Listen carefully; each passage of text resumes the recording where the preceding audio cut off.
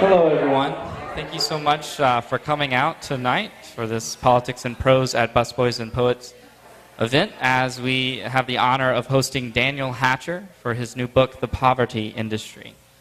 My name is Davis. I work with the event staff at Politics and Prose, and we just have a few quick announcements we want to make before I introduce Daniel tonight.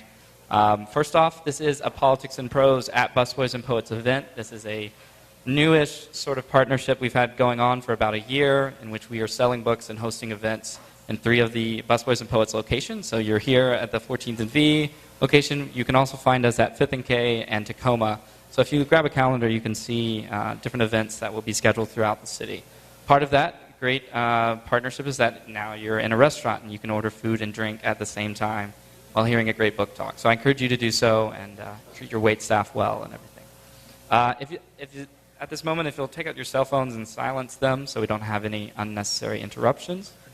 After the event is over, we are going to have a signing table, an opportunity to chat with Daniel and a little bit more.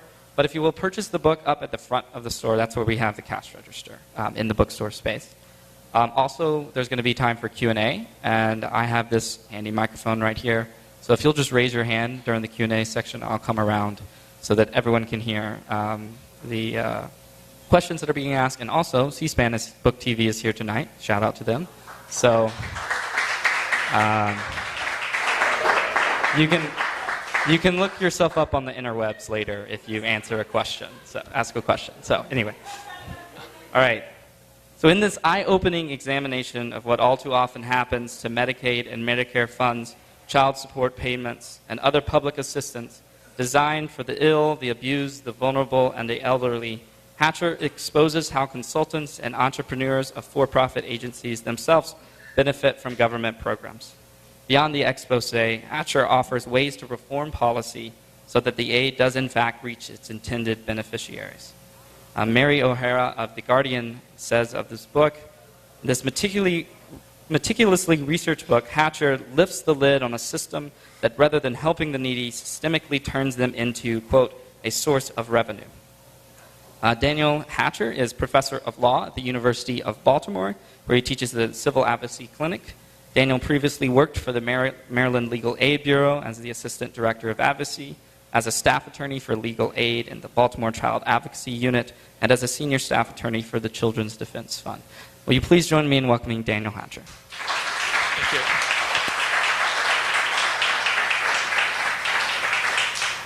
Thank you, everybody, for being here, especially when it's such a beautiful late afternoon, early evening to sit inside and talk about some important policy issues. Thanks to Politics and Prose and to Busboys and Poets. Huge thanks to NYU Press for the amazing support in publishing this book. I definitely thank the University of Baltimore School of Law and the clinical programs there, where I have the honor to teach students who are representing low-income clients, and then I had the opportunity to learn through my students and also through the clients. And I have a couple colleagues from there who are here today and are amazing advocates. I also especially thank my past clients. I've learned so much from their stories over the years and what they're going through, and from an individual basis of seeing their difficulties and trying to understand how their problems connect on a more systemic level. So I hope to keep this a little bit informal and just have a conversation, and I thought I'd maybe start with a comparison and then back up a little bit with some of the introduction. So I was in New York on Monday and was talking about a county there, Westchester County. A few years back, there was a small story in the newspaper about a child whose adoptive mother died of cancer. And apparently the child had survivor benefits, that were in a bank account and saved about $16,000. The concern with the press is that the social worker apparently got a hold of the child's survivor benefits, got access to the bank account after the adoptive mother dies of cancer and took the money. There's some outrage.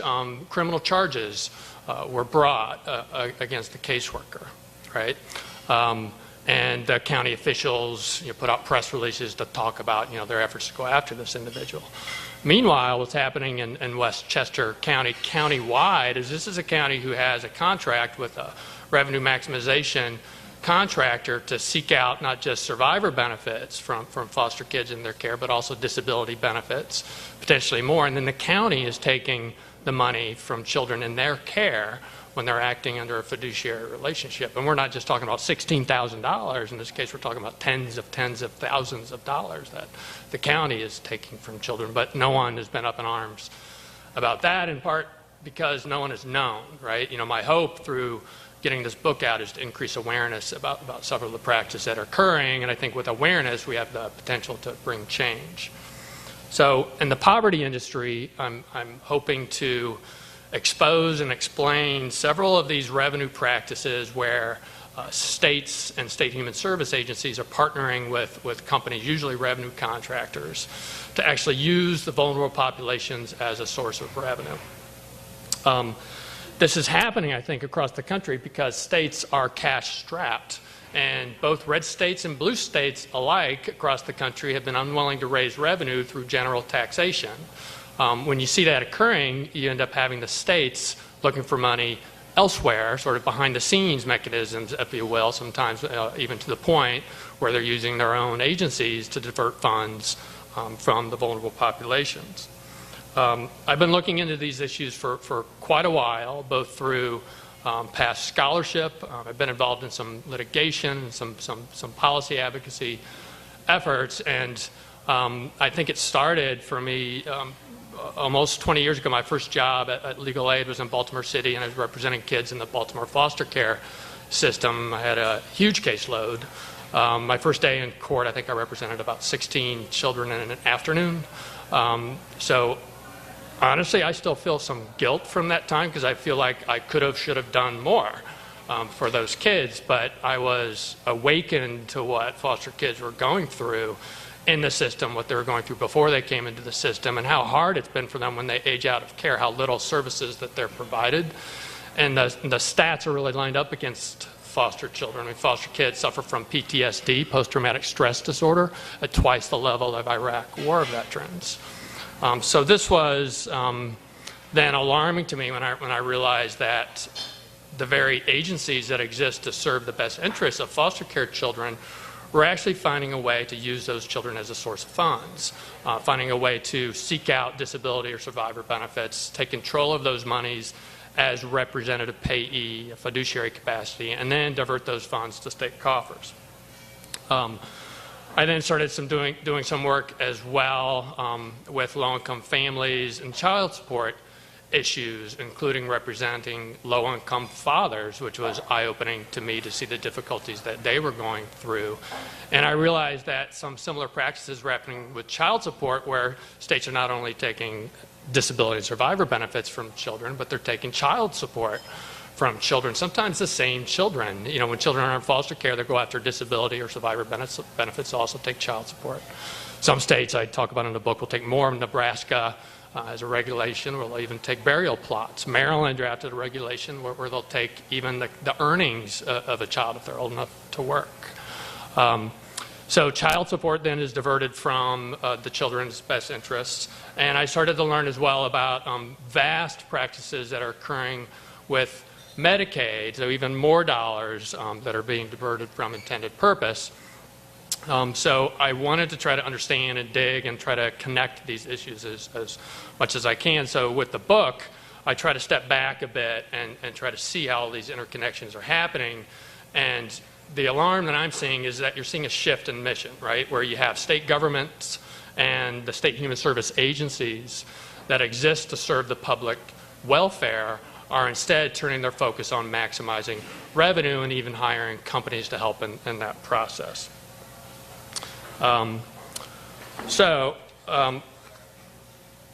before I want to discuss a few of the examples in a little more detail. Before I do that, so I don't forget, I wanted to stress just a couple themes that I hope come out of the book. First one is that I don't think the book provides any evidence whatsoever for arguments to cut aid to those who need the assistance. Right? Through the work that I've done and through the research that I've done, aid is drastically underfunded, and human service agencies are drastically underfunded in our country. If you have states and governors who are diverting aid funds from intended purpose, the answer isn't to cut that aid or cut the aid programs. The answer is to stop the misuse, right? This isn't complicated. The other thing I hope to stress, and I want to keep making a point of, is I think the vast majority of our frontline caseworkers in this country are overworked and underpaid, and they're trying their best to do good work for their clients. And these revenue strategies that I'm seeing aren't happening on the ground. They're happening much higher at the state agency leadership level, sometimes beyond that at the state level where the governors or the comptroller's offices are really directing the practices. So to talk a little bit more about this practice of how states are using foster children. The way they do this, and many states will partner with revenue maximization consultants. Maryland does, which is the state where I practice law and where I teach in Baltimore. Maryland started with an assessment contract where it hired Maximus to do an assessment to look statewide and see how could the state potentially obtain more resources from children in their care. And then that assessment report, which I obtained through public records request, the company actually describes children as a revenue-generating mechanism.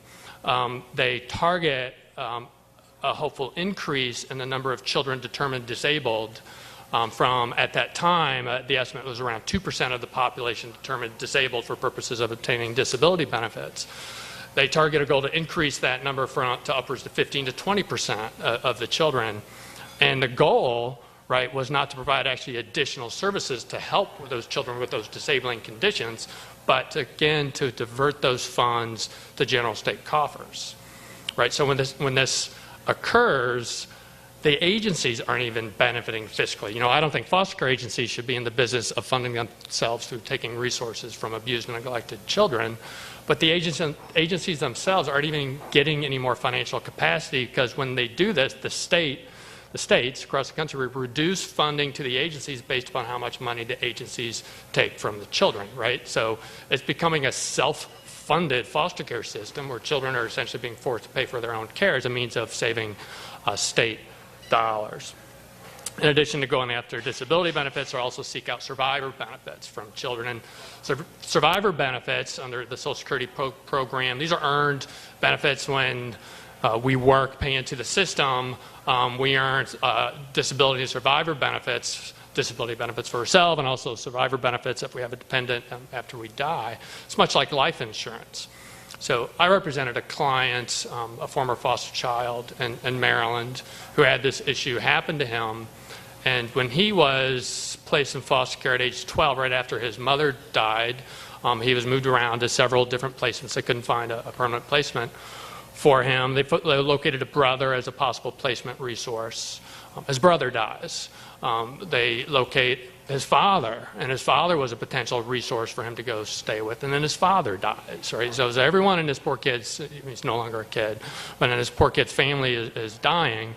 And the foster care agency realized after his father dies that the boy is entitled to a survivor benefit. They never tell him. They never tell them that they're applying for the benefits. They never tell them that they're applying to become representative payee to take over control of the money. And they never tell them that they were then taking the funds. This money, I mean, when Alex is his name, when Alex aged out of foster care, he's struggled ever since. He's been homeless and struggled with unemployment. You know, if he could have used this money while he was in care to plan for his transition out of care, to think about conserving it, about how he could most use it. He always talked about wanting to learn how to become an auto mechanic. He loves cars, but he's never had a driver's license, right? You know, and it also could have provided an immense connection to his deceased parent for Alex. You know, it's not just the money where you have that connection from a parent who dies, but it could have provided an emotional connection for Alex to know his father worked, paid into the system, and as he's struggling on his own, he could have had that connection to try to help himself.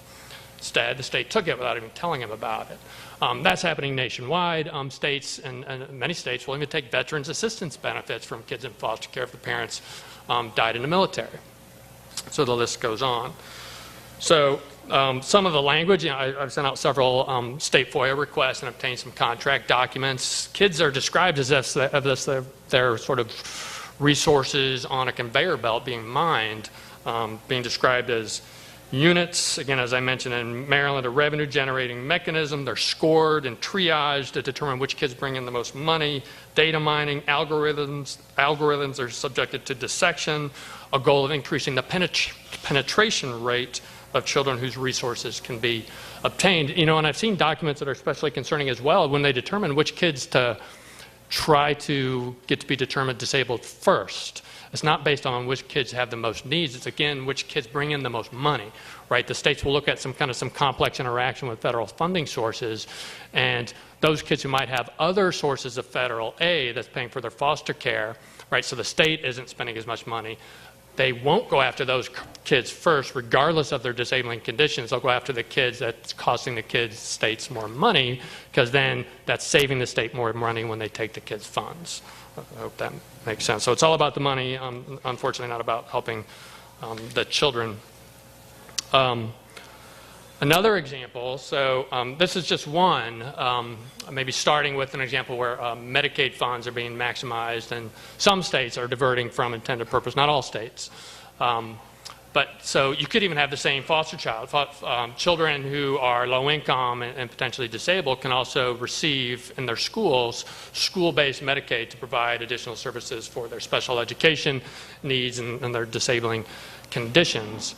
So I describe an example in the book out of New Jersey where the state forces schools to participate in a program. They have a different revenue contractor there they're working with by the name of the Public Consulting Group, where the states are required to work with the contractor to try to maximize the amount of children who are receiving these school-based Medicaid claims and the amount of aid that's received. Schools are punished in New Jersey if they don't meet the target goals by a reduction in school funding from the state. Right, and then after there's equations, this gets pretty complicated to go into play in terms of how they determine how much money they're going to set as goals to obtain for the children, the school-based federal Medicaid, and then the state in their budget items in their budget, the Christie administration is diverting over 80% of those funds from the school children, from the schools, to general state coffers. That amounts to tens of millions of dollars every year that are literally being taken from poor, disabled school children to save state coffers. Again, because New Jersey is another state, like Maryland, like all the states who are unwilling to raise enough revenue through general taxation, so they're looking for money elsewhere, even taking money from disabled school children. New Jersey schools are so underfunded, their schools are now seeking revenue by selling advertisements on the sides of school buses while all this is occurring. So that's another example involving children. On the other age end of the spectrum, our nursing homes, unfortunately, in this country are not doing very well, right? The quality of care on average for our older Americans is not great in the United States. And some states are much worse than others. Maryland, where I live, which is, depending on the year, sometimes the richest state per capita, sometimes maybe it's number 2, gets a D grade according to some reports. It was tied, I think, with Mississippi or Alabama, one of the poorest states in the country at that time. District of Columbia is doing a little better, and according to one of the, at least report cards I've seen, getting a B grade. Virginia, as I've looked at that same report, was getting a D grade. So much of this has to do with the nursing homes providing inadequate care, has to do with them unwilling to provide sufficient staff at the nursing homes. So we have a vast need for better care, for better services, more funding to the nursing facilities caring for our older Americans, especially low-income older Americans. Unfortunately, these nursing homes are often used in some similar revenue strategies, and many states will then divert the funds from that intended purpose to provide better care to the elderly, but rather to general state coffers, or some actually municipalities or counties do it as well at the county level. So one of the examples I describe is out of Indiana, where a practice like this is happening statewide. First, using what's called a bed tax scheme. There's multiple revenue financing mechanisms that are somewhat illusory, where essentially money is moved around. The Medicaid program is supposed to be a matching grant program, right? So states spend their percentage match, and then they claim a match from the federal government. Maryland is an easy example because we're a 50-50 match state. So if Maryland spends $50 on Medicaid services on an eligible individual, you can claim an additional $50 from the federal government. So then you're supposed to have $100 total to serve that low-income individual for the type of care in which the claims were sought. What you're seeing is that states are moving money around. They'll move money sometimes to a nursing facility and take that money right back, or sometimes they'll charge the nursing facility a tax, get the money, and then give the money back. So a round trip of money one way or another, so where the state isn't actually spending funds, any state funds, but then they can trigger the claim for federal aid. Okay, that in itself is somewhat concerning because it's illusory, but what concerns me a lot more even than that are those states that when they claim the federal aid, they're diverting it to general coffers. So in Indiana, that's happening on a statewide level with bed tax. In Indianapolis, they've also found a way where the Health and Hospital Corporation, it's called the Health and Hospital Corporation out of Indianapolis, the county there, it's a municipal agency. Actually, they figured out a way. They started buying up for-profit nursing homes. They started close to Indianapolis, and now they've gone all over the state of Indiana, corner to corner, buying up for-profit nursing homes, because they realized that in Indiana, the way the legislation works, as soon as that becomes government-owned, they could trigger a higher Medicaid reimbursement rate from the federal government. Right. Well, what the Health and Hospital Corporation is doing is they're buying the licenses for these nursing homes, and then often they were hiring the very same company or companies back that they bought the licenses from to run the nursing homes still. So the care didn't improve at all. And then instead of using the federal aid intended for better care at those nursing home facilities, the Health and Hospital Corporation used it to build a multi-million-dollar enormous new hospital system in Indianapolis. Now, at least that's then being used for healthcare purposes, right, in Indianapolis, but that's not the intent, right? That money for that facility would have normally occurred through property taxes, referendums, you name it, ways to raise that revenue. Instead, they're literally using older Americans who are languishing in poor care world to take their funds all around the corner of the state. There's people in the northwestern corner of Indiana are benefiting at all from these services from the hospital in Indianapolis. So that's a concern. Finally, and then I'll pause a bit for questions. There's more examples, unfortunately, how this is occurring. Some of them I didn't have the length of space to get involved into the book. Many people know about the prison industrial complex. I talk about the poverty industrial complex. Many of the same contractors who are involved in the military industrial complex are now actually involved in the poverty industry, right? You have companies like Lockheed Martin and Northrop Grumman who are involved in child support services. Lockheed Martin used to have the contract to run the Baltimore City Child Support Office. Now it's Maximus, the same company that also has the contract with the state statewide now to help the state obtain disability and survivor benefits from children, which the state then will take from the children. So as an example of the scope of this poverty industry, I mean, we've reached a point first where you have agencies that are actually don't have the capacity to monitor their own private contracts and the contract award process, where they're hiring private contractors to monitor their private contracts. But an example of the scope initiated, it started here in D.C., same company by the name of Maximus. Maximus had a contract to help the District of Columbia try to maximize Medicaid funds for foster children. There were concerns and allegations brought by the Department of Justice, the U.S. Department of Justice, often called the DOJ, that there may have been false claims. So Medicaid claims that were allegedly filed that were not true, to the point of a settlement agreement with the Department of Justice that Maximus reached for these allegedly fraudulent Medicaid claims of over $30 million. deferred prosecution agreement was entered. Within just a short time of that, same company, Maximus, gets a contract with the state of New York to help New York run its Medicaid fraud program.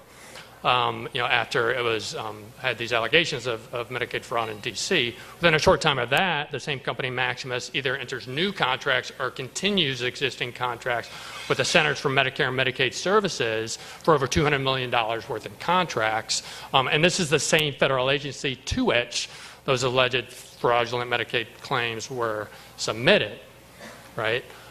Within a short time of that, the same company, Maximus, Inc., lands a contract with the Department of Justice itself. The agency, the Department of Justice, our prosecuting arm that brought charges against them initially, and that was, let me see, get the language here, to investigate and provide analytical support, consulting, technical services, financial management, and case-related professional support during the investigation and prosecution of criminal cases, right? So the poverty industry is expanding. I hope there are some red flags that go off in terms of how both funds are being diverted from those of us who need it the most, and how the purpose of government is shifting in this case, again, from serving the public welfare to more of a focus on revenue maximization. Finally, I think a really crucial theme for us to remember through all this, I use the term vulnerable a lot to talk about these populations, but we're all vulnerable, right? We're all interconnected. We're all interdependent on each other and with the government institutions that are supposed to be serving us. We're all pretty much one paycheck away from poverty, if not closer. So we need to remember when a foster child in West Baltimore is harmed, it harms all of us, right? And not just from a moral perspective, but financially, even if you just think about the finances, when that child then does worse and has a harder time when they age out of foster care and is more likely to become homeless and more likely to become dependent on the public welfare system and more likely to become incarcerated, right? Unfortunately, the number of former foster children who are involved in the criminal justice system is just huge. We all pay the cost. So I hope we remember all that and we try to help the most vulnerable among us. Thank you. Yeah. Well, I thank you for being here. I love to hear what you're saying. Thank you for being here. But what I have to ask you about kind of didn't fall into anything that you said just yet, but it might be in the book nonetheless. So I just tell you that I'm a homeless advocate. I celebrate, or shall I say, celebrate 10 years this month as an advocate. Wonderful. but so when it comes to poverty pimping, let's be frank, when it comes to poverty pimping, I have to ask what you have to say, just about the whole idea of most vulnerable versus least vulnerable. As an advocate, I've seen where city government across several administrations, not just one, so it's not just Mayor Bowser, but different administrations have been reluctant to help able-bodied homeless adults to remain in the city and to find living wage jobs and affordable housing. It's all been about permanent supportive housing, and I personally think that the constant focus on the most vulnerable is in some ways a cover for we want to aid gentrification. We don't want to address the elephant in the room, as a friend here of mine likes to say. We don't want to address the fact that it takes $30 an hour to live in D.C. as a single person. We don't want to address, the high rents, the low wages, those sorts of things. And so there's WIO, Workforce Innovations and Opportunities Act, the federal law that requires city governments to do better at connecting hard to employ people, to living wage jobs. And my experience has been that it always takes a federal law, a federal initiative to make D.C. do anything better. And so now we're starting to brainstorm on how to connect ABODs to jobs. We're just getting started, and it was a lot of reluctance, and a lot of nonprofits really would much rather keep serving the disabled. I know that's a lot, but do you have any insights there on how nonprofits want to keep serving the disabled because they're lifelong cash cows? They'll go into permanent supportive housing and they'll be helped till the day they die, whereas an ABOD will get put into a job and no longer be dependent on the system? Do you have any insights there? Well, great comments and great questions, and you're right. I mean, I think we could talk for several days, about these issues, and it's a great discussion. I agree with much, if not most, of pretty much everything you said. I guess to start, what I think is, you alluded to this as well. These practices and these differentiations that you're saying, they're happening in red states and blue states. I hope first, I think we can all disagree about the best structure for aid programs, and I think debate and dialogue and disagreement are a good thing. It's what our country's all about. I hope we can all agree, regardless of our politics or viewpoints, that when you have public aid developed and intended for a specific purpose, that money should be used as intended, right? But what you're hinting at, I mean, there's so many interconnecting systems that are working around individuals and often not working well. I've done a good amount of work with individuals who are imprisoned, and then when they leave imprisonment, try to re-enter society, and they're impacted by a lot of the issues that you're talking about. Talk about a population who's not viewed from a political favorable lens, right? And I've worked with a lot of those individuals who also have child support obligations, so they're labeled both as, ex-prisoners and deadbeat dads, right? So not the most politically popular group when you're trying to help those folks, but they need assistance, and the labels are not accurate. Most of individuals who are labeled as dead broke are often, as deadbeat are often dead broke, or somewhere in between. And again, this is this child support practice where they're going after money that's actually taken from the children. It doesn't even benefit the children. Our states are forcing poor mothers to, usually the mothers have custody, but not always, forcing poor mothers to sue poor fathers for money that doesn't even help the children. And there are studies that look at, what are these termed fragile families, young fragile families when they have children at a young age. And there's potential for these families to work well together and to do well for their children. And even if they don't end up living together, to co-parent well. But again, when you force a poor mother to sue a poor father, that's not going to do much for that fragile relationship. And if you have a father that's coming out of prison and he's trying to get back on his feet and live above board, in the regular economy, but then he has $20,000, $30,000 in child support debt owed to the government. His license is suspended because of the child support, right? Again, owed to the government, much of it, right? And then if he does land a job, if he's lucky enough to find employment despite the criminal record, I mean, those are difficulties in itself. As soon as he starts to work, 65% of his wages will be garnished, right? So a lot of the low-income individuals in that case will quit, and they'll work underground. So there's been some reports that actually look at that form of child support enforcement against low-income populations like that, especially when the money isn't routed to the children, can actually cause an increase in criminal activity and a decrease in people working in the above-ground economy. Thank you. Yeah. One of the most powerful things about your argument is that it seems that what you're saying is that all of these practices are legal, or the vast majority of them are legal. And so it's very interesting to think about what sort of solutions you would propose in that context. In these systems, practices often can be sort of dehumanizing. I mean, that you're really talking about a system where people are being moved around like beans. They're being counted like beans. And if that is, for the most part, lawful, be very curious about where you think we should go from here.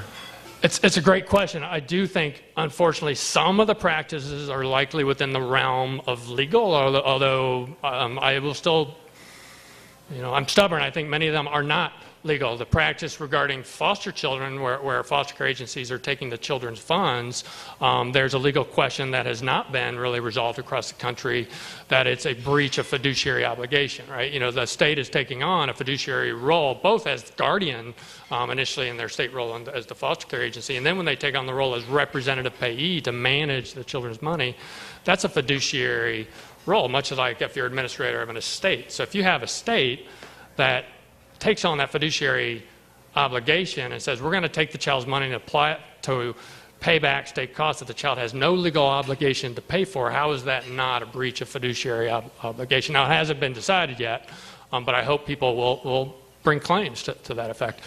Regarding some of the other practices, child support, unfortunately, when the states are taking child support from children, that's under federal and state law. I think that's a policy that hopefully will change. It's a failed effort at what's called welfare cost recovery, and one of the past legal journal articles I wrote, I provide both the policy concerns and the legal analysis. Also, just from a pure fiscal standpoint, right? Even if you're just looking at how are the states doing in taking this money from children to pay back the cost of welfare or foster care, when you look at the numbers, the states are very likely spending much more in administrative costs than they are collecting because the parents are poor, right? They're not going to be able to collect these dollars, so they're spending much more than they're collecting, let alone the harm that they're causing to the children, to the families, and to all of us. With Medicaid, I do think there needs to be some stronger legal analysis to look at whether these practices are lawful, right? The core purpose of Medicaid is to help states provide additional Medicaid services, right? It's supposed to be this matching grant program. So when you have a state like New Jersey is blatantly diverting funds to general coffers, I don't see how that's legal. So what I think is happening is this has been known about for many years. Part of it is capacity. Our federal agencies don't have the capacity to track what states are doing. Often the state budget processes are not transparent. And then it gets even harder because much of this in some states is happening at the county level. So it's hard enough to figure out what the states are doing with their money, but then you look county by county what they're doing, and it's a maze to really try to follow the money. But I do think that some of these problems, the agencies currently have the capacity. There wouldn't even need to be regulatory change. They just need to decide to enforce what's already there and make it clear that if you have Medicaid funds claimed on behalf of a nursing home resident, that those Medicaid funds are supposed to be used for Medicaid purposes for that nursing home resident. It's not complicated, right? So I hope that will be the case.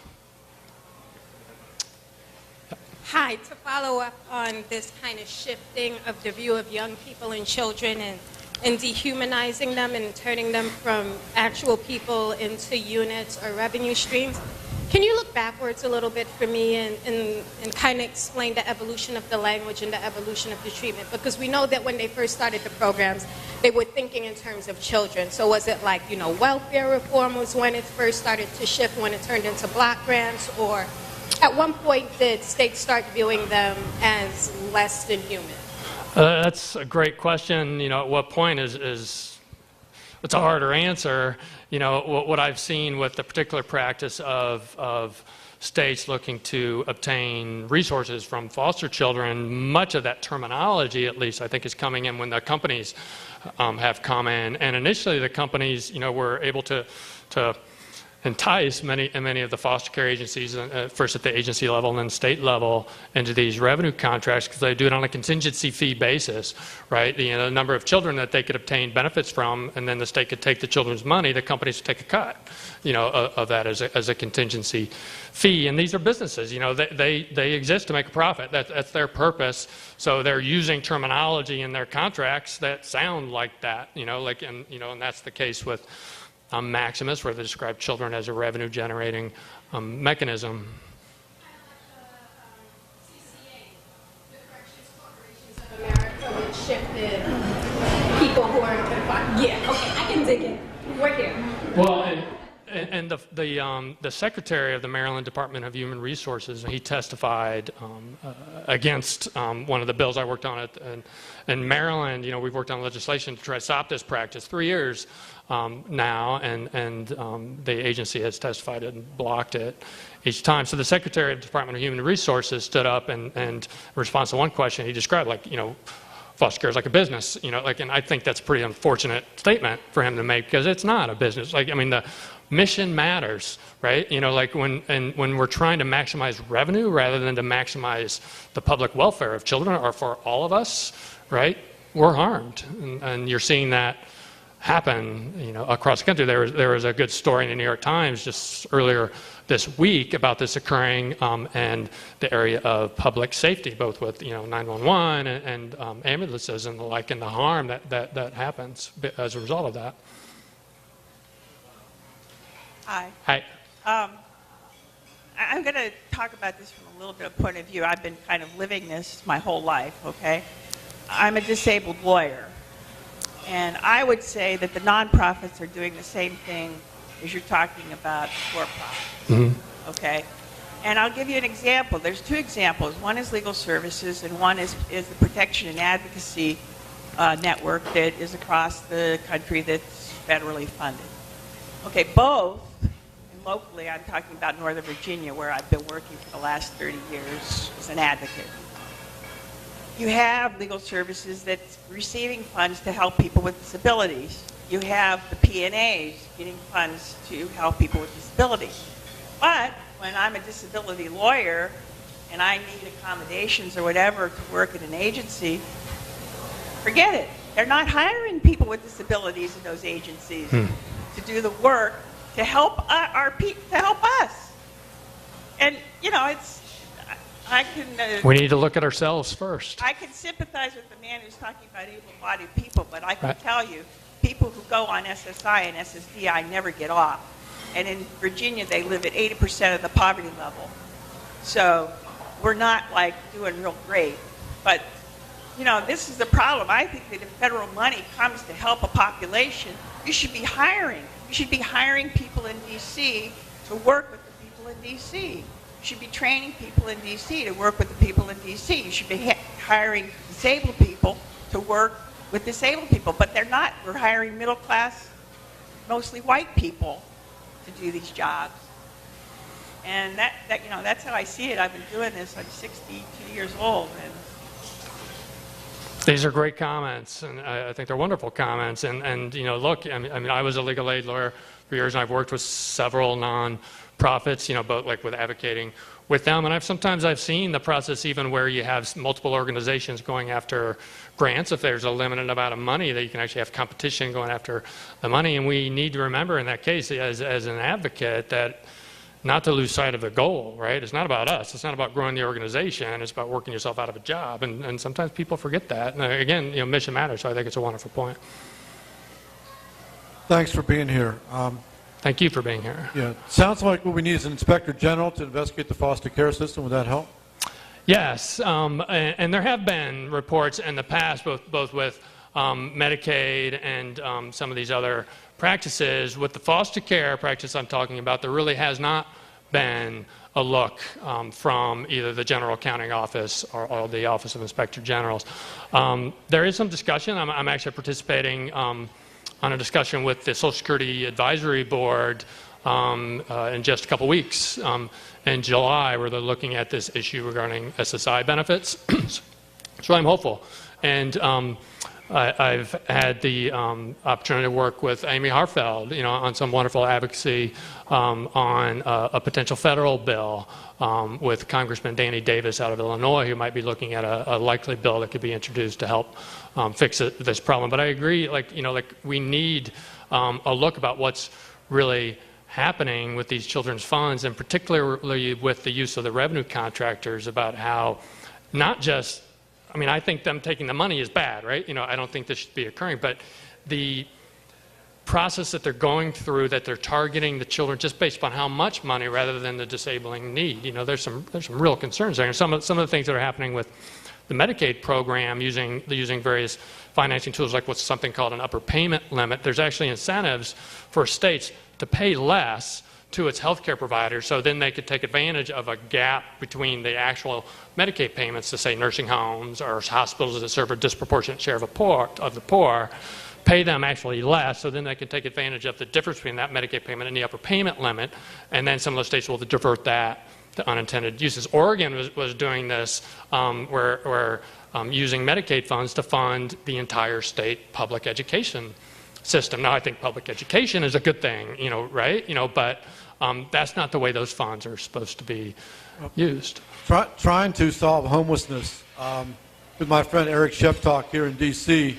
I've been on it for over 30 years. Used to work with Mitch Snyder, but you educated me tonight because we're told the homeless are addicted to drugs and alcohol. They're mentally ill. They lost a job. Their family broke up. No, what I learned tonight is some of them are coming through the foster care system. They're not getting the benefits, and they're becoming homeless. Right, and there's, I want to take one more point. There's a wonderful opportunity right now with conserving these funds for foster children. Just last year, the federal government enacted, Obama signs something called the ABLE Act, right, that allows for children who receive SSI benefits, disability benefits. For children, those funds can be conserved in 529A plans. Right? These are the same sorts of saving vehicles that we use now for 529 plans for education savings. Now they're opened up where disabled children can use those benefits to save in these expanded savings plans, 529A, not just for saving for college, for education, but for really a whole host of other types of services that that child may need to serve, to meet their disabling needs, and to then become independent as they become an adult, right? So this is available right now. Foster children aren't able to benefit from that because the states are taking their money, right? We just need the states to stop taking those funds, and then kids can save those monies, you know, to put their own money to plan for their future. And not just the money, but that money could then trigger a planning process, right, where the children could be engaged with the social workers to think about how do they most want to use and conserve their funds for their future care, and they could learn financial literacy through the process and feel empowerment. I mean, you name it. I mean, it's unlimited in terms of a resource that's really going to waste right now. Dan, thank you again for your book. You and I have worked together on the issue relating to foster children, but this book has helped put that in the context of a larger poverty industry, which I think is a very important way for us to frame a lot of the issues that you're talking about. And my question to you has to do with culpability and shame. You know, what we're talking about is a rather insidious practice nationwide of basically stealing from poor people. And we've worked together specifically on the Social Security issue, but I'm wondering, in your experience in writing this book and investigating these practices in different communities relating to different federal benefits, you introduced this talk by talking about the reason that some of this is happening is because states are cash-strapped, because taxes are low, right? So theoretically, what you're talking about is a problem that's been imposed upon states who become desperate and scramble for any money they can get their hands on. And it's easiest to take money and reach into the pockets of poor people who might not be represented and who might not know their rights. But I'm wondering if you, number one, if you see the tax problem as potentially solving this, or whether you think it's so insidious that it's sort of seeped into the moral fiber of the agencies that we're talking about practicing these things, and what your experience was of speaking to people who had a sense of shame about what they were doing, about it being morally wrong and morally bankrupt to practice using the policy that you're talking about. Good questions, and great questions, and I do think it's a horrible practice. You know, again, I want to stress, like, I think frontline caseworkers aren't doing this. You know, they're not the ones who often even know about the practice. It's happening much higher up, usually, you know, with the agency at the secretary level. In Maryland, you know, this is someone who has a business background that comes in. But, you know, to be fair to him, it was happening before he was there as well, too. This was happening both under the O'Malley administration and now under the Hogan administration in Maryland. So this is happening again in blue states and red states alike. I hope that states will, well, I don't think the too low of revenue of the states and the states unwilling to raise their taxes sufficiently, not raised, but to raise enough revenue in taxation through general taxation and a fair means. I don't think that's imposed on states. You know, that's a decision that they're making, and then they're looking for money elsewhere. So, and I also, like we talked a little bit about privatization, I have my own concerns with privatization, some significant concerns, but the thrust of the book is not looking at that as much, because at the end of the day, it's the state leaders who are determining the scope of the contracts and the purpose of the contracts and how the money is used, right? This is our governor in Maryland who decides, after they work with this company Maximus to obtain more resources from children at the highest up levels, that they decide we're going to take that money and then divert it to state coffers. I want to say too, I mean, I think another red flag that I hope comes out of the book, you know, on the same theme in terms of state control. There's been an increasing number of proposals over the years to increase what are called block grants, right? And you know, Ryan has proposed this before. Trump, even on his website, wants to block grant the Medicaid program. The book, being as objective as I can, provides, I think, very strong evidence that block grants are a horrible idea, right? You know, if you have, even if you thought they might be a good idea in the first place, right? You know, but under the evidence that comes out, if you have governors who are using these illusory shell games to move money around and then diverting those funds from intended purpose under a complex regulatory framework from the federal government, right? What's that governor going to do if he or she is provided a blank check? It says here, I hope you help the poor. Right? When it's a state that's cash-strapped and is unwilling to raise revenue, you're not going to see more money going to those who need it. You're going to see greater waste, much, much greater waste of block grants to occur. I just want to echo others and thank you for what seems to be extraordinarily important work. Thank you so much. You can pass on this if you want. When the governors calculate that they can play these games, I think they're calculating that if what they're doing becomes public, the citizens in their state are not going to vote them out in horror. I think it speaks horribly about our culture and our country at this point in time. I wonder if you have any comments on that. Sure. Well, in part, I do hope awareness matters. It has become more aware of these practices that we will be outraged to the point where we hold our elected officials accountable to do what's right and to use money intended for the vulnerable to truly help the vulnerable. But unfortunately, too often, the most vulnerable among us don't have a loud voice in the political process. I think we're all responsible for that, to help increase that voice as we become aware and help those individuals who are even more vulnerable than us become more engaged in the process to work together. I mean, I know this sounds a little bit like a kumbaya moment, but I do think we're all connected, right? And we need to remember that. We're all vulnerable. We need to work together. Again, how a child is impacted, how a foster care child is impacted in Baltimore affects all of us. And I hope we can start to realize that again.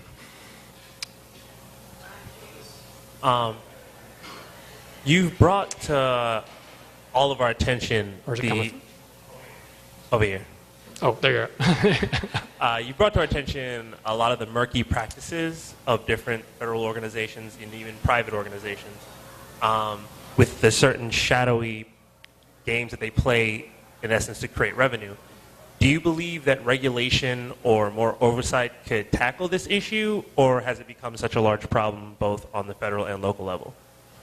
I'm optimistic that we can fix and improve these problems. It's not going to happen overnight, right? But I do very much think that we can improve these. Sometimes it will require more, it sounds like a dirty word in some populations, but to say more regulation, but to clarify regulation and clamp down to say, like, if you have Medicaid funds that are claimed for a poor older American, then that money is intended to help that poor older American, right? I think that is already present. We just need to make that more clear. Same thing with the practices that are using foster children. Child support is going to take a broader change because there's both federal and state law. I actually, I know that many of the leaders of child support agencies around the country agree with what I'm saying. They realize that so much of what's called child support that is actually owed to the government isn't being collected, and when it is being collected, that it's harming kids. And there's an effort at the federal level to start to improve the rules with the Federal Office of Child Support Enforcement. So very good progress along those lines at the federal level. The problem then is going to be able to get the states to act on those opportunities, right? Because much of what's happening at the federal level is giving states options that they could take to make improvements. So it then falls again back to us to inform our state leaders about why these changes are helpful and necessary. In Maryland, again, as an example, one of the things that Maryland could do, this gets a little complex, but the way in which they collect child support for low-income populations, oftentimes the most that they get is through tax intercepts. Usually the money, if there's sometimes money that's owed to the government and some owed to the child because a parent was receiving cash assistance for a while, or if a child was in foster care for a while, and then some is owed to the government, some owed to the family. Usually the family gets their money first, family's first policy. There's a big exception to that through tax intercepts, right, which is the most successful way that they go after the money. So there's legislation in Maryland that was simply going to say, if this money is collected through tax intercept, let's pay the kids first. If the money is owed to them, let's pay the kids in the family before the state takes theirs. Wasn't even telling the state you have to give away your obligation, like the amount that's owed to you, but just pay the family first.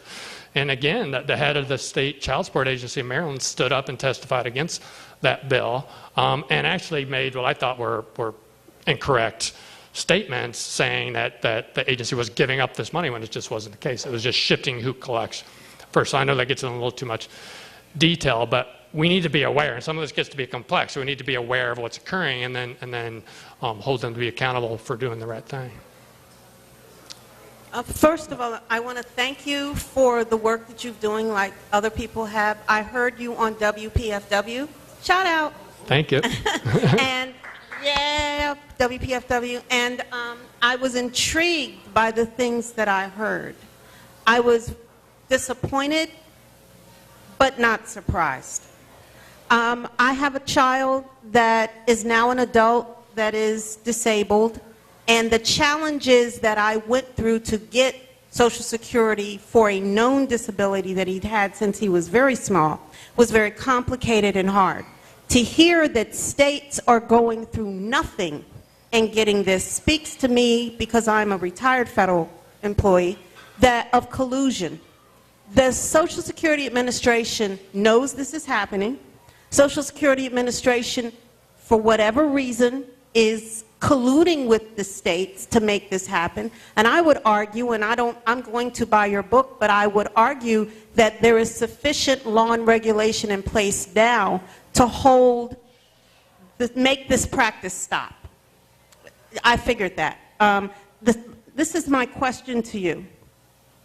When you're dealing with situations like this, we always want to say, well, the states are doing X and the states are doing Y, or the municipalities. These states are doing nothing. It's individuals who are making calculated decisions. And until we have individual accountability, as this young lady said over here, nothing will change. You say you're hopeful. Because I understand the politics of this, that these corporations pay the legislators who then make sure that their interests are taken care of. Because you follow the money both up and down, until we get campaign finance changes or how political officials get their money, you cannot stop the corporate influence on these. And this is just for them low-hanging fruit. What are your comments to the political aspects and the companies actually controlling the politicians by money? Well, first, I agree with you when you say, or when I use the phrase, the state, right? The state is made up of people. And I do think that the responsibility lies with our state leaders who are aware these practices are occurring. Sometimes they're initiating them. Sometimes they inherit them and continue from prior administrations, but that doesn't make it okay. I've heard the excuse in Maryland, when I've worked in legislation in Maryland, try to stop the practice of the foster care agency taking resources from children. Well, other states are doing this too. I mean, how they even use that as an argument is beyond me. So other states are doing bad stuff that makes it good stuff. I mean, I don't think that works. But I'm hopeful, like I refuse not to be, I guess. And like I think as we increase awareness, I think I have hope in all of us here and beyond this, as we become aware these practices are occurring, we can let our elected officials know that we know and try to help stop those. Right, with the one particular process that you mentioned, how the agencies are taking resources from foster children, there doesn't have to be a legislative change. Could be, we could very much fix it through legislation, but the agency could do it right now, or the states could do the right thing right now. Right? So I hope that people become aware of what needs to happen. And I'm very much hopeful, because the Social Security Administration is starting to look at this. I'm going to participate in this panel discussion July 12th that I think is occurring, including with elected officials from Congress and folks who have been former commissioners of the Social Security Administration. So I'm hopeful, but you're right, it's an uphill battle. Good evening. I want to echo everyone else's sentiment in thanking you for being here, and thank you for the important work that you're doing. My question involves whether the motivation that a lot of the states are using to, with these practices, to pursue these revenue strategies, is really one based on being cash-strapped. Particularly looking at the state of Maryland, there's definitely, Annapolis has definitely had an appetite for increasing taxes, particularly with Governor O'Malley, with income tax increases, gas tax increases, and some county governments increasing property taxes. So in states that are fiscally more prosperous in a sense and have had the means to raise revenue through taxes, is the issue not really one of revenue shortage in trying to get these funds, but more of a fundamental issue of morality, priority, and basically a moral issue that some people just don't matter. And in addition to that, could it also be influenced from lobbyists? There are corporations that are benefiting from these practices. So in that sense, it might not necessarily be a cash-strapped state, but just a system in itself that is broken.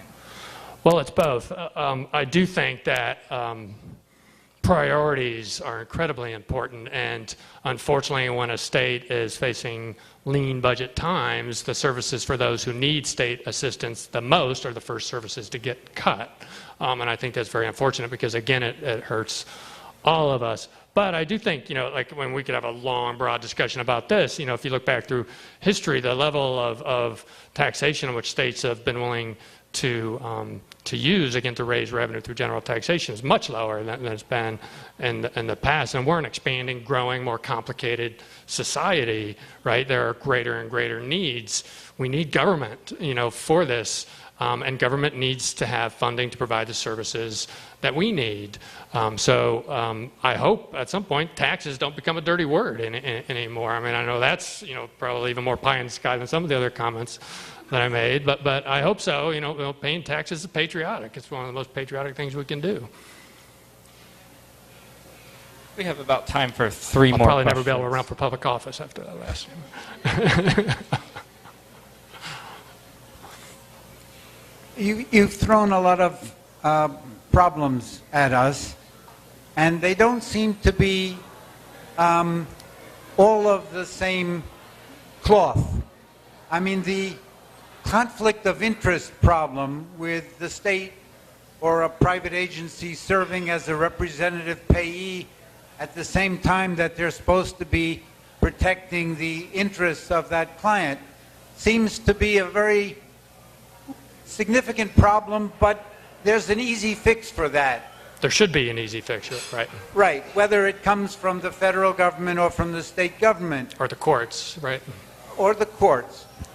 And yet the politics of social welfare is often being addressed by issues around guaranteed income. We could avoid all of this if we just cut a check for everybody for a certain amount of money and see how they can sink or swim on their own with that entitlement. You haven't mentioned that example of a solution, but I think that is one of the elephants in the room when problems like this do get raised.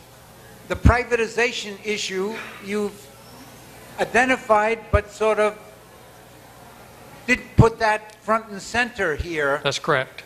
And I'm just wondering whether all these issues ought to be addressed in a more comprehensive way, maybe even in terms of what the democratization of the human service planning ought to look like at a community level, or whether we should be tackling these one by one based on the interests of various groups. I mean, just in the comments that you elicited here, some people are saying, people with disabilities have some special advantages over general welfare clients. And I'm just wondering how, having not looked at your book, how to frame the issues so that we're actually not just muddying the waters further or catering to the strongest interest groups,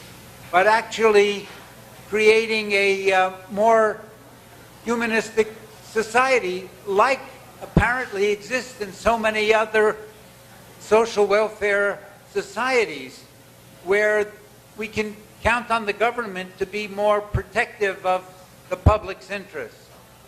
Excellent comments, and I mean, to respond to those in writing, I mean, you're talking about a multi-volume set, right? So my hope with the book is to spur discussion, much like you're initiating, and I think that kind of discussion and disagreement amongst us is a good thing. You know, we need to start a dialogue. There's a phrase, and I'm probably going to butcher this, but I think it was an Einstein phrase, you know, I saw it on the internet, so it must be true, was something along the lines of, you know, like if you had an hour to fix any problem, you spend the first 55 minutes trying to understand the problem, right? You know, so too often we are too quick to want to rush forward before we truly stop, sit back, and look about what's happening. So most of the book is looking at the problem, one set of problems, not even all the problems, right? So one set of them. And I hope that does spur much needed discussion then to think about how we can start solving some of these. Maybe one, you know, in my future writings I want to continue to do that, but much of what you're talking about are things I'm thinking about. And it's a hard discussion. I do think some of it should be simple, that, you know, even again, like when we disagree how to structure programs for vulnerable populations, we ought to be able to agree that money that is structured, already put forth, is that created with intended purpose, that money should be used as intended, right? Regardless of our politics, we should be able to agree that money shouldn't be diverted from intended use. But thank you for the questions. Thank you.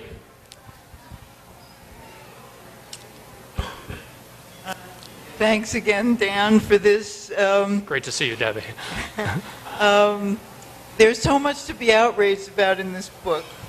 And I'm not a lawyer, as you know, but how can it be legal? You know, there are so many broad issues, but just on this somewhat narrower issue of states becoming representative payees for, say, foster children, children in foster care, right, and not even telling them, taking all the money. In your book, you mention one horrible example of a child should have inherited or did inherit a home that was a Habit for Humanity home, if I right, out of North Carolina. And the representative payee, the state, I guess, refused to pay the very small mortgage about $220 on that. mortgage for his Habitat and Humanity home. So that could have been an asset for that child that was lost for that reason. He would have aged out of foster care and had a home, right? Yeah. So how can this be legal? And is there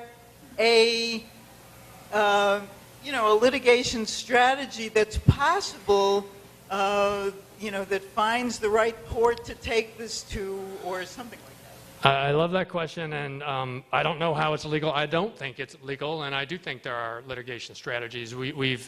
I've been involved in some pretty substantial litigation in Maryland, both representing the child I described earlier, Alex, was one of my clients, and then I also involved as I was co-counsel for amici in a case where the Maryland Legal Aid Bureau representing a child named Ryan, and in that case, we had some success actually in Maryland, where we did find the Court of Appeals, which is the top appellate court in Maryland, found that the foster care agency was violating foster children's constitutional due process rights by failing to provide notice. They didn't go further. I wanted to go even further and find that there were breach of fiduciary obligation, and they didn't go there. But at least, they found that this was a violation of constitutional due process rights, and that's significant. Now if notice is provided, and if the attorneys for the children receive that notice, they can challenge the state when the state seeks to become representative payee, and they could put forth a family member, a pro bono organization. You could have a child advocacy organization serving as a representative payee in a voluntary capacity to really represent that child. And the child's money the way it's supposed to. But I agree. I think it's illegal. There are many other layers of this legal argument, but the easiest one and probably the strongest argument is breach of fiduciary obligation, right? And I hope that more lawyers across the country bring these claims. Most people don't know what's happening. And when they do know what's happening, unfortunately, another part of the problem is in many of the states, the foster children don't have lawyers. They have advocates, but they have guardian ad litems who aren't lawyers, and they can't file legal claims. Or when they do have lawyers, many of the lawyers are overworked. They have huge caseloads, so to take on a case like this takes an enormous amount of time. So that's part of the challenge, but that doesn't mean I don't think we should try, right? So great question, and I do hope that we both try to improve this through policy advocacy and through legislation and through litigation to bring the cases forward. Thank you. Any last questions? All right, one more? All right, here's the last one. I'm sure you won't like this, but I have to say I'm unable to remember when I've seen such a combination of brilliance, compassion, humility in one person. It's quite amazing. Thank you for being you. Thank you.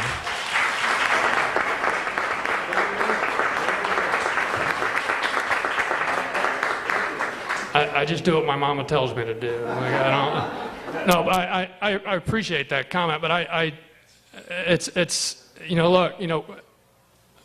think, I try to work hard, and I care about things. When I see issues, I can't not unsee those issues that I've encountered. I said earlier, I still feel guilt that I didn't do enough for the children I represented years ago. But it's the vulnerable populations who are dealing with these issues who are the heroes. When I see foster kids who can go through the circumstances that they go through and come out and find some level of success and happiness and work for it and care about others, I mean that's heroic. I'm just trying to report the facts. But I do appreciate the comments very much. I will. Thank you. And let's thank him one more time, Daniel. Thank one more time for coming out. Thank you.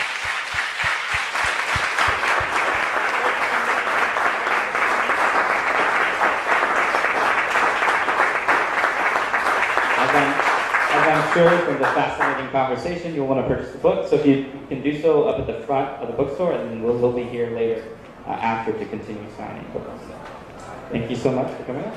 Thank you everybody.